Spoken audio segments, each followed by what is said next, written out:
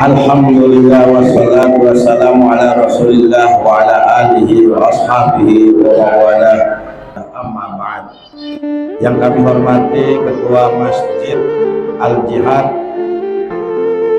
Haji Bambang yang dirahmati Allah Subhanahu wa taala, dan seluruh jamaah serta pengurus yang dirahmati Allah Subhanahu wa taala. Ini Masya Allah, saya begitu datang kemari kayak orang pada demo. Masuk keluar dari gang, motor penuh di luar, anak-anak banyak di luar. Kalau di masjid yang lain atau di musola lain udah tinggal 2 saf, tapi di Al-Jihad Masya Allah masih 4 saf, belum sama safnya ibu-ibu, masih semangat takbir. Ibadah mah kudu semangat, benar gak Pak? Benar gak Bu? Ibadah kudu semangat. Cuman alih-alih ibadah Islam nggak cuman sekedar ngurusin ibadah mahdoh, ibadah yang seperti sekarang ini, sholat isya berjamaah, puasa, zakat dan lain sebagainya. Jangan lupa ada ibadah yang terlebih penting lagi, dimana kemarin kita peringati 17 Ramadan nuzulul Quran. Turun ayat pertama kepada baginda Nabi, yaitu Iqra bismi rabbikal ladzi khalaq. Disuruh ngapain kita? Disuruh kita baca, disuruh kita mengamati, disuruh kita melihat segala macam peristiwa, segala unsur yang ada di alam dunia dalam kehidupan kita sehari-hari. Pada kesempatan kali ini saya dipesenin sama Ketua Masjidnya Al-Jihad Haji Bambang, dan jangan ceramah Ramadan dulu lah, jangan bicara puasa mulu katanya. Nah, bingung, gak boleh ceramah Ramadan, gak boleh ceramah puasa lah. Sekarang kita lagi puasa, ordernya begitu kita terima kan gitu. Lo jual gue beli, jangan begitu ya kalau Betawi kata mah. Di dalam berpuasa langsung kepada ujungnya. Ujung daripada puasa apa? La'allakum tattaqun, agar kalian menjadi hamba-hambanya Allah yang bertakwa. La'allakum tattaqun tidak bisa dicapai bila mana belum ada tempaannya, bila mana belum ada testingnya. Testingnya kita ini ya di bulan Ramadan. Saya membayangkan, karena puasa bulan Ramadan gak sekedar cuman menahan lapar dan haus, tapi juga melatih diri menahan dari hal yang sifatnya sia-sia. Laisa siyam bil akli wa syurbi, asyamu bil lagwi wal fujuri. Bukanlah puasa sekedar menahan lapar dan menahan haus, tapi puasa adalah menahan dari ucapan yang sia-sia, dari kata-kata yang tidak bermanfaat, dan bahasa-bahasa yang bisa menyakiti hati kita semua. Oleh karena itu saya berhusnudzon semua jamaah musola Al-Jihad ini termasuk golongan orang-orang yang bertakwa. Amin. Kalau udah masuk golongan orang bertakwa berarti sudah terbentuk, sudah terdidik. Nah, sekarang persoalannya bagaimana? Tinggal nanti kedepannya adalah pengaplikasian di dalam kehidupan kita sehari-hari. Allah Subhanahu wa taala telah menyampaikan dalam surah Al-Imran, wal takum minkum ummatan yad'una ilal khair.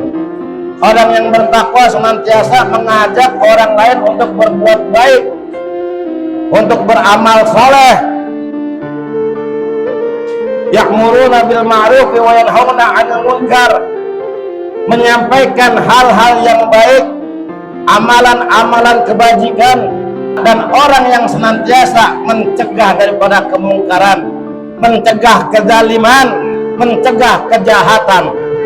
Hadirin yang dirahmati Allah Subhanahu wa taala, kezaliman dan kejahatan tidak bisa secara totalitas kita menghilangkan kejahatan dan kezaliman di sekitar kita, di lingkungan kita, apalagi di negara kita.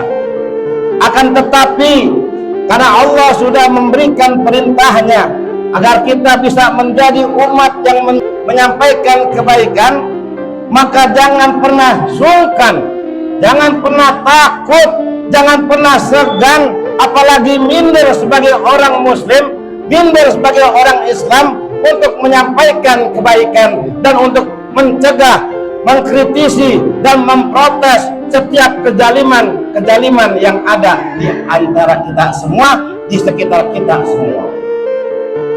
Oleh karena itu, sebagai muslim, kita mencontoh kepada baginda Nabi, kita mencontoh kepada Muhammad Rasulullah.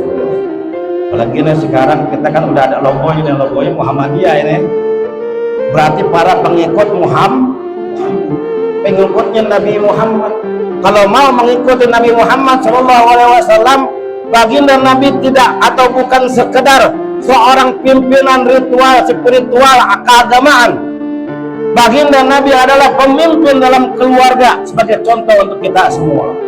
Baginda Nabi juga pemimpin sebagai kepala negara, seperti yang sudah kita ketahui terbentuknya negara Madinah hingga kemudian berkembang seterusnya. Baginda Nabi juga seorang panglima yang tidak pernah takut untuk mengangkat senjatanya, tidak pernah takut mengangkat pedangnya ketika musuh sudah mulai menantang dan ketika musuh sudah mulai menghina daripada agamanya kita. Oleh karena itu, kalau kita benar-benar sebagai seorang yang ingin menduplikasi baginda Nabi Muhammad SAW dalam kehidupan kita sehari-hari, maka layaknya kita tidak melakukan dikotomi, membeda-bedakan, mempeta-petakan bahwasanya urusan hajat hidup orang banyak, masalah masyarakat, masalah sosial, masalah pendidikan, dan kepengurusannya kepada masyarakat dan rakyat tidak lepas dari persoalan politik. Sang pembuat kebijakan, sang pembuat undang-undang yang membuat peraturan sehingga kita bisa melaksanakan dan mengatur itu semua untuk mencapai target yang dicita-citakan oleh suatu bangsa atau oleh suatu komunitas yang ada. Apa yang menjadi cita-citanya? Tentunya adalah kesejahteraan, tentunya adalah kedamaian, keamanan, tentunya adalah penjaminan pendidikan. Kalau kita sudah melihat sampel-sampel yang sudah pernah ada, banyak negara-negara yang sudah menggratiskan pendidikan bagi rakyatnya. Utamanya lagi, ini satu contoh, ada negara yang sekarang sedang diintimidasi dan diteror oleh Mama Rika dan istri Will, yaitu negara Iran. Bertahun-tahun dari 1979 berhasil direbut dan dibuat Republik Islam, kemudian sampai dengan sekarang diembargo dunia Eropa, diintimidasi kekuatan-kekuatan luar, tidak juga boleh keluar melakukan investasi-investasi strategis untuk perkembangan bangsanya. Tapi Masya Allah, ternyata beliau atau mereka semua negara tersebut bisa membuktikan kepada dunia bukan negara kaleng-kaleng, bukan negara sembarangan. Digertak, kembali menggertak, diserang, lebih besar serangannya akan diberikan pada setiap musuh-musuh Allah Subhanahu wa Ta'ala. Ini yang harus kita tanamkan dalam diri kita. Kita kerucutkan lagi kepada wilayah kita, negeri kita, bangsa kita, Indonesia. Kalau kita mayoritas adalah umat Islam, maka seharusnya sebagai umat Islam kita juga bisa melakukan andil yang besar. Kita juga bisa melakukan kontribusi yang baik, yaitu masuk ke dalam wilayah-wilayah politik yang selama ini mungkin banyak dari kita yang masih enggan, yang masih alergi, yang mengatakan, membuat narasi-narasi jangan campur adukan agama dengan politik, yang akhirnya karena kita tidak mau terjun langsung masuk ke dalam wilayah politik, kita nggak bisa langsung berkontribusi ke dalam wilayah dunia politik, akhirnya politik ditempati oleh orang-orang yang rendah nilai ketakwaannya, bahkan orang-orang yang sudah mulai lalai terhadap ketakwaannya. Mereka lah yang masuk ke dalam dunia politik. Walhasil banyak kebijakan, banyak aturan yang akhirnya tidak mampu menyerap aspirasi umat Islam yang ada sebagai mayoritas di Indonesia.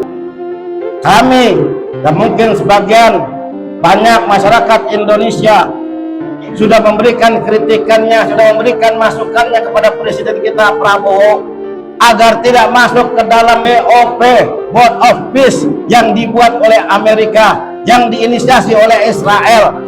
Kenapa? Dikarenakan justru mereka lah para penjual senjata, justru mereka lah para penjajahnya, justru mereka lah yang para pengusir-pengusirnya. Bangsa Palestina adalah saudara kita. Mereka terusir dari tanahnya, mereka terjajah dari tanahnya. Bagaimana mungkin kita Indonesia mau satu duduk, mau satu tempat dengan orang yang menjajah, dengan orang yang menghina, dengan orang yang mengusir rakyat pada satu bangsa tersebut? Dan kita tidak bisa mentolerir ini, kita tidak akan bisa menerima ini. Kita berharap, wahai Presiden Prabowo, jangan atau keluarlah engkau dari meja BOP. Nah, hal ini perlu kita renungkan. Kenapa bisa terjadi? Tadi, karena kita orang Islam tidak berani menyuarakan yang benar, tidak berani menyuarakan yang hak, mendiamkan segala kezaliman yang ada. Kita khawatir nanti Islam hanya terbentuk sebagai sebuah identitas di dalam KTP, tapi nilai dan warnanya tidak mencorakkan kehidupan yang ada di dalam lingkungan kita. Na'udzubillah, subhanallah. Ini yang kita hindarkan. Oleh karena itu, mari sama-sama jangan lupa untuk mengejawantahkan, untuk membumikan bagaimana karakter dan sikap orang bertakwa. Utamanya di dalam keluarga kita dan di dalam lingkungan kita, tetangga kita. Kemudian lebih besar di dalam kampung kita, di dalam kota kita. Lebih besar lagi mempengaruhi ketakwaan kita, mempengaruhi keadaan dan bangsa Indonesia. Sehingga cita-cita luhur, insya Allah, bila mana semua orang bertakwa pada Allah, bila mana semua penduduk bertakwa pada Allah, maka Allah akan membukakan pintu rahmatnya, membuka pintu rezeki, sehingga tercapailah negara yang baldatun thayyibatun wa rabbun ghafur untuk negeri kita. Amin ya rabbal alamin. Itu aja. Kita doakan Allah, mudah-mudahan Allah Subhanahu wa taala menguatkan iman Islam kita, melimpahkan rahmat, taufik dan hidayahnya untuk kita semua, dan menyelamatkan kehidupan kita baik dalam kehidupan dunia dan kehidupan akhirat. Amin ya rabbal alamin. Billahi fisabilil haq wastabiqul khairat. Wassalamualaikum warahmatullahi